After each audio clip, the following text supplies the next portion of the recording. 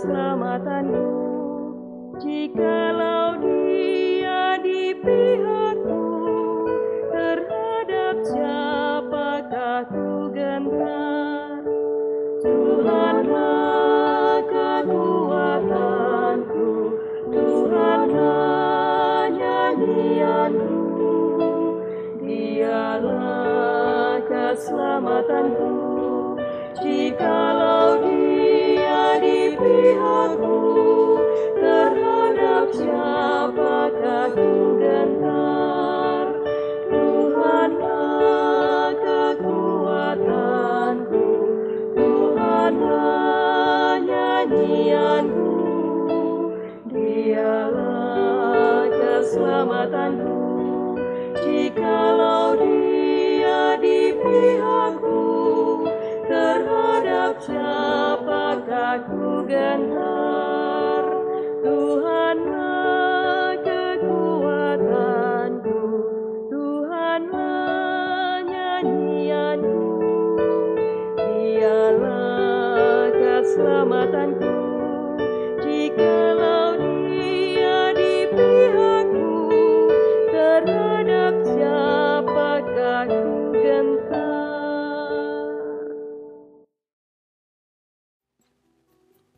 Mazmur 48 ayat 2-5. Besarlah Tuhan dan sangat terpuji di kota Allah kita. Gunungnya yang kudus, yang menjulang permai, adalah kegirangan bagi seluruh bumi. Gunung Sion itu jauh di sebelah utara kota Raja Besar. Dalam puri-purinya, Allah memperkenalkan dirinya sebagai benteng. Sebab lihat, raja-raja datang berkumpul. Mereka bersama-sama berjalan maju.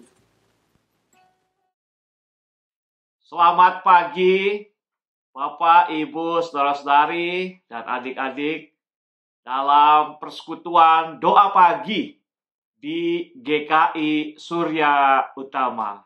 Senang sekali bahwa hari ini tanggal 2 Juli kita masih diberikan kehidupan yang penuh sukacita. Maka ayo jalani kehidupan kita dengan penuh semangat, karena Tuhan telah memberikan kita tugas-tugas untuk memuliakan namanya. Sebelum kita merenungkan firman Tuhan dan kita menaikkan doa, mari kita berdoa. Bapa di dalam surga, kami bersyukur bahwa hari ini kami masih diberikan kehidupan. Maka pimpinlah kami ya Tuhan untuk menjalani kehidupan dengan baik. Dan kami juga bersukacita masih disatukan dalam persekutuan doa pagi online di GKI Surya Utama bersama dengan sahabat-sahabat, jemaat, dan simpatisan GKI Surya Utama. Kami akan membaca Alkitab, pimpinlah hamba-Mu agar boleh menjelaskan firman Tuhan seturut dengan kehendak Tuhan, sehingga kami boleh memahami kehendak Tuhan. Dalam nama Tuhan Yesus Kristus kami berdoa. Amin.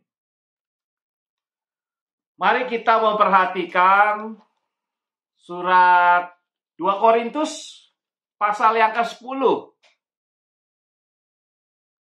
Mulai ayat yang ke-7 sampai ke-11. Mari, boleh diambil Alkitabnya. Ayo, diambil Alkitabnya, kita membaca bersama, supaya kita sungguh-sungguh memahaminya. 2 Korintus pasal yang ke-10, mulai ayat yang ke-7. Tengoklah yang nyata di depan mata kamu. Kalau ada seorang benar-benar yakin bahwa ia adalah milik Kristus, hendaklah ia berpikir di dalam hatinya bahwa kami juga adalah milik Kristus, sama seperti Dia.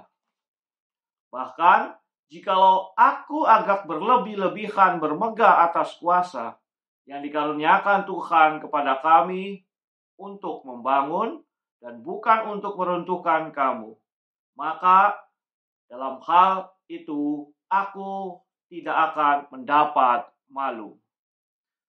Tetapi aku tidak mau kelihatan seolah-olah aku menakut-nakuti kamu dengan surat-suratku. Sebab, kata orang, Surat-suratnya memang tegas dan keras, tetapi bila berhadapan muka sikapnya lemah dan perkataan-perkataannya tidak berarti.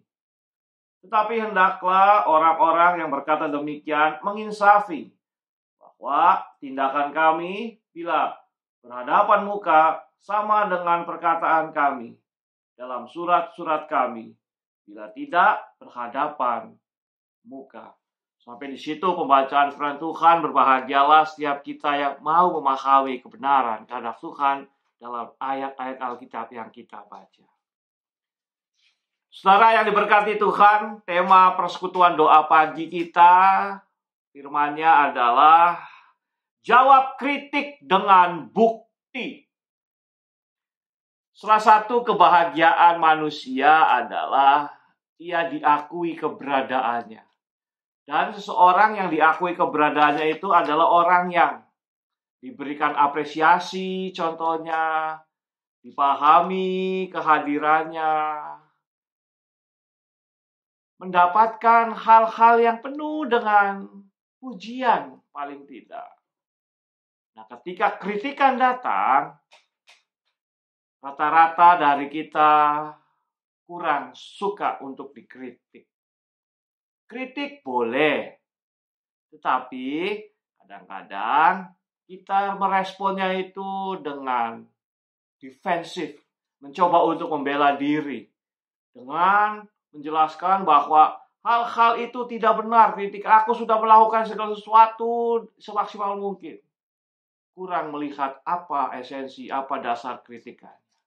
Nah, tema kita hari ini mendorong kita, mengajak kita untuk belajar bahwa tidak semua kritikan itu harus kita tolak. Harus kita marah karena ada orang-orang yang kritik. Karena kritikan yang baik justru bisa membangun kita. Dan melalui kritik juga kita bisa membuktikan bagaimana kita sebenarnya. Maka rupanya di jemaat Korintus, Rasul Paulus sedang mendapati banyak kritikan. Kritikan oleh orang-orang yang tidak suka dengan gaya Paulus, orang-orang yang tidak menerima kerasulan Paulus. Di Korintus, Paulus mencoba untuk menunjukkan bagaimana perjalanan hidupnya setelah ia menerima Kristus. Tengoklah yang nyata di depan mata kamu, bahwa kalau ada seorang benar-benar yakin bahwa ia adalah milik Kristus, hendaklah ia berpikir di dalam hatinya bahwa kami juga adalah milik Kristus sama seperti dia. Rasul Paulus dulunya dikenal dengan nama Saulus. Apa pekerjaan Saulus? Bagaimana Saulus sikapnya kepada pengikut Kristus, pada orang-orang Kristen? Ya, betul, menangkapi, menghukum. Bahkan jangan lupa ketika Stefanus dirajam, Saulus ada di situ.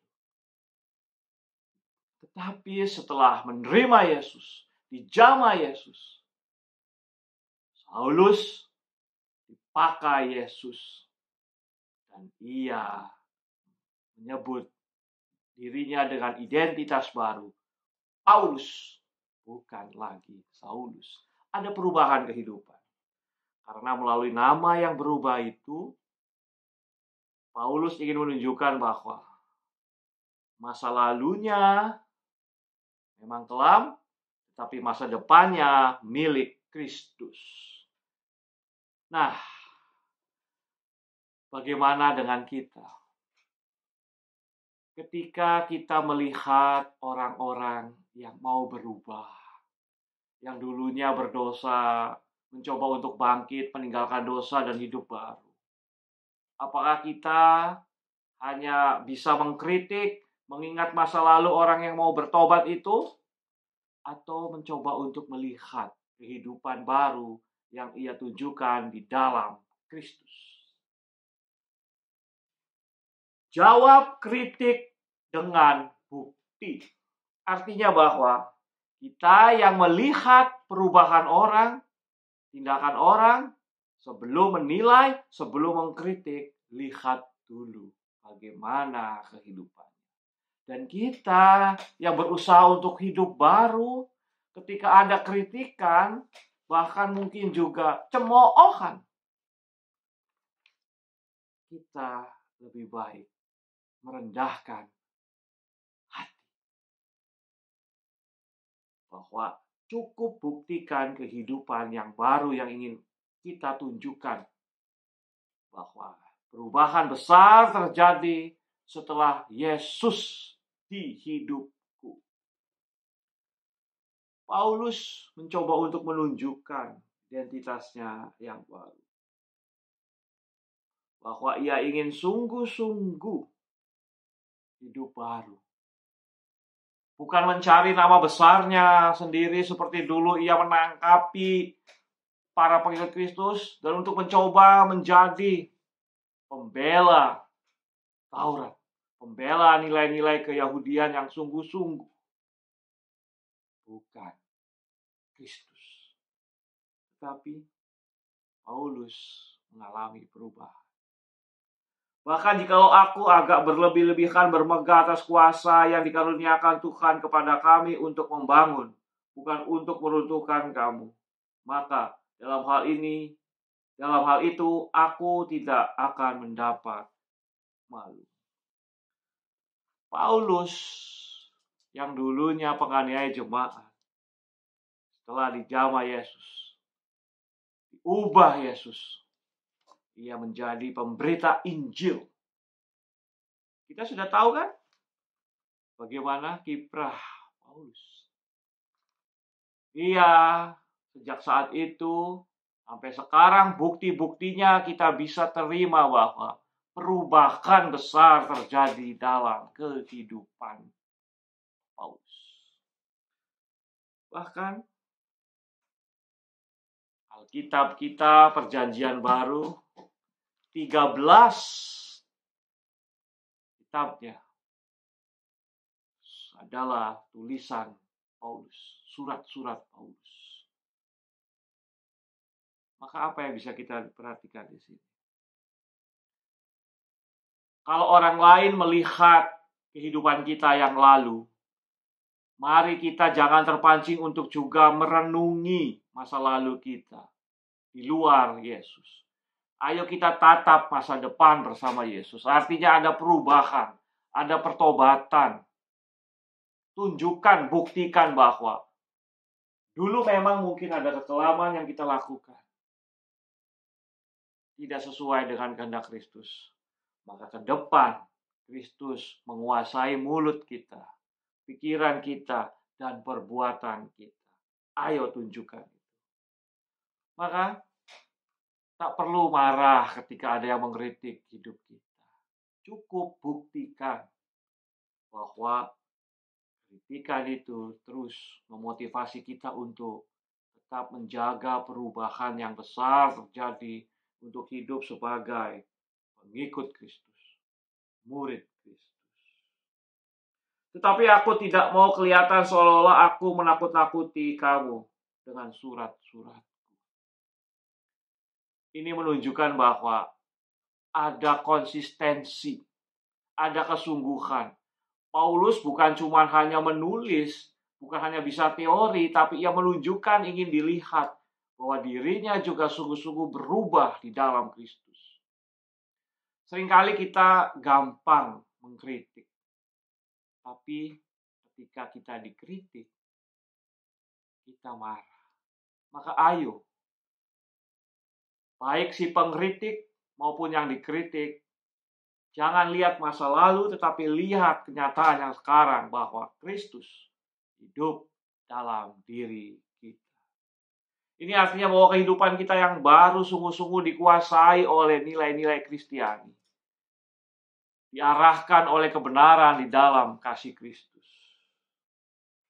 Tetapi hendaklah orang-orang yang berkata demikian menginsafi bahwa tindakan kami bila berhadapan muka sama seperti perkataan-perkataan dalam surat-surat kami bila tidak berhadapan. Paulus tetap berubah menjadi baru di dalam Kristus.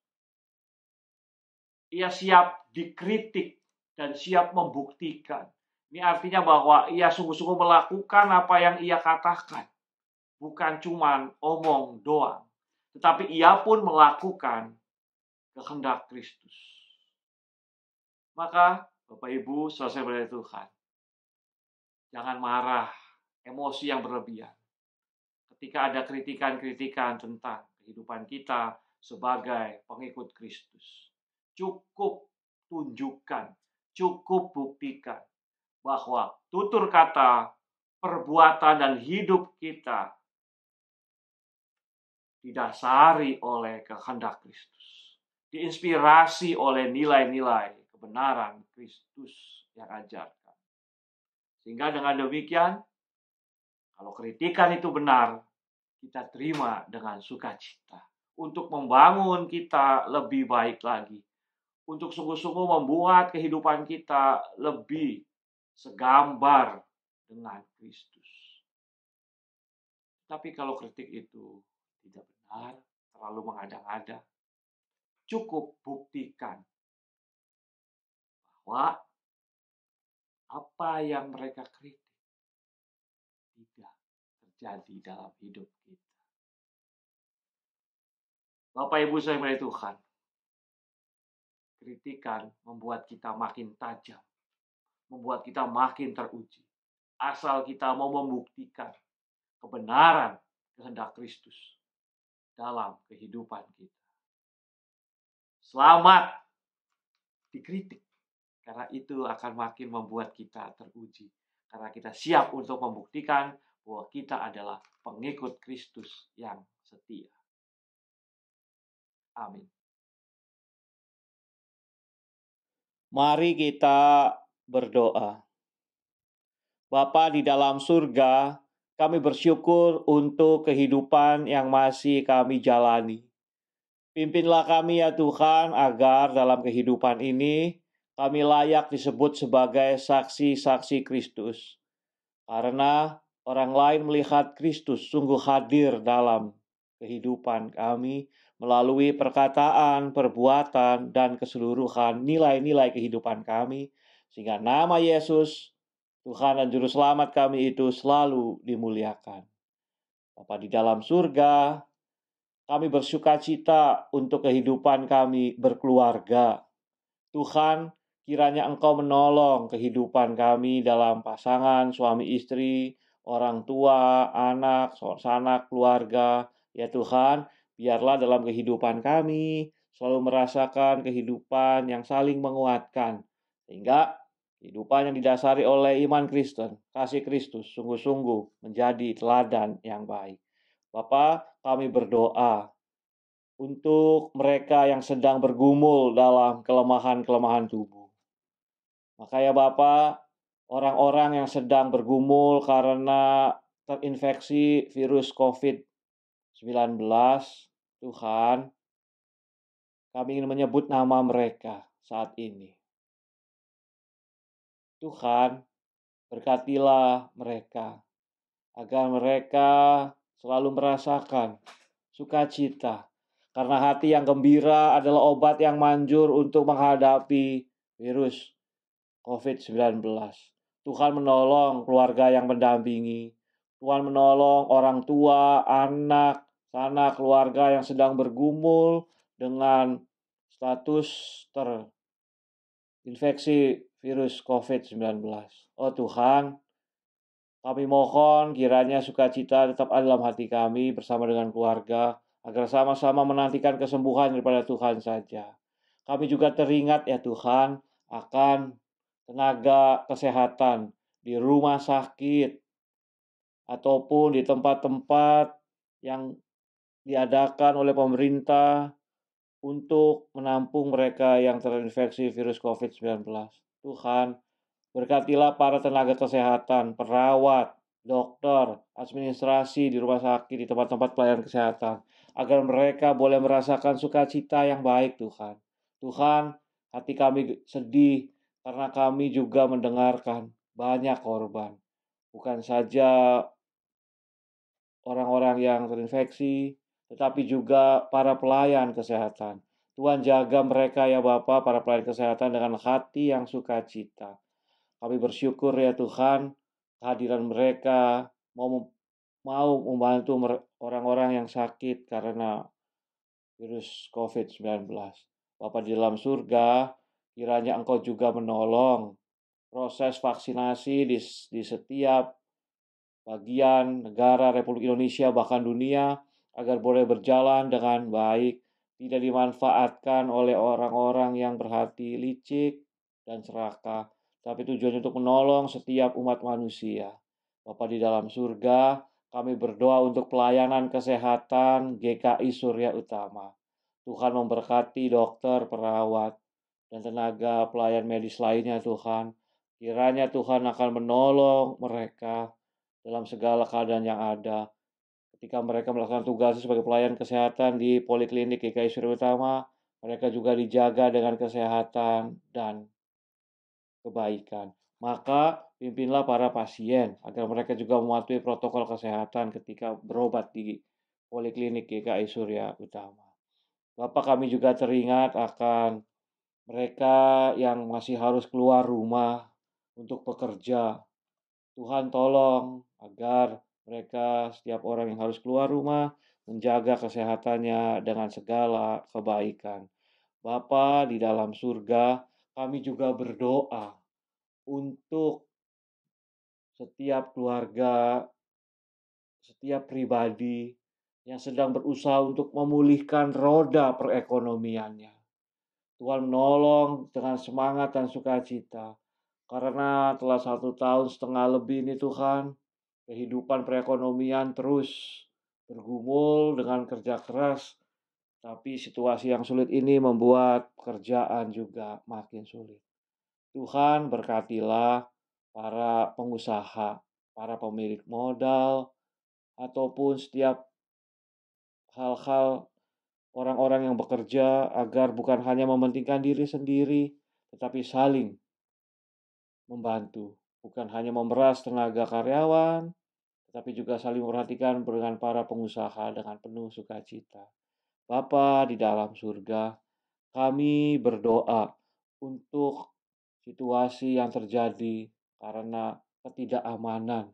Ada banyak pribadi-pribadi, kelompok-kelompok yang masih terus berkonflik Tuhan, untuk memperjuangkan idealismenya, untuk memperjuangkan ideologinya. Tuhan, kasihanilah kami umat manusia, agar dalam situasi pandemi ini justru membuat kami lebih menjadi manusiawi. Kami lebih memperhatikan sesama kami untuk sungguh-sungguh melakukan yang terbaik, mengasihi sama kami dengan segala sukacita. Bapa di dalam surga, kami berdoa untuk daerah-daerah perbatasan di Republik Indonesia, bersama dengan rakyatnya Tuhan, di tempat-tempat terpencil, agar mereka juga boleh mendapatkan sarana pendidikan, kesehatan, dan keamanan yang terjamin. Kami bersyukur untuk kehidupan kami di Republik Indonesia. Bapa di dalam surga, kami berdoa untuk setiap pribadi yang mempunyai keluhan-keluhan yang tidak terucapkan. Hanya pribadi-pribadi tersebut saja yang tahu. Maka ya Bapa, kasihanilah kami semua, agar kami selalu mempercayakan hidup kami dalam tangan kasih pimpinan Tuhan, dalam segala keadaan kami. Karena rancanganmu adalah rancangan damai sejahtera yang memberikan hari depan penuh pengharapan, bukan rancangan kecelakaan. Kami bersuka cita ya Bapa untuk semua yang terjadi dalam hidup kami. Untuk itu kami ingin bersama-sama menaikkan doa seperti yang Tuhan Yesus ajarkan kepada kami. Bapa kami yang di sorga, dikuduskanlah namamu, datanglah kerajaanmu, jadilah kehendakmu di bumi seperti di sorga. Dan berikanlah kami pada hari ini makanan kami yang secukupnya. Dan ampunilah kami akan kesalahan kami, seperti kami juga mengampuni orang yang bersalah kepada kami. Dan janganlah membawa kami ke dalam pencobaan, tapi lepaskanlah kami daripada yang jahat, karena Engkau yang punya kerajaan, dan kuasa, dan kemuliaan sampai selama-lamanya. Amin.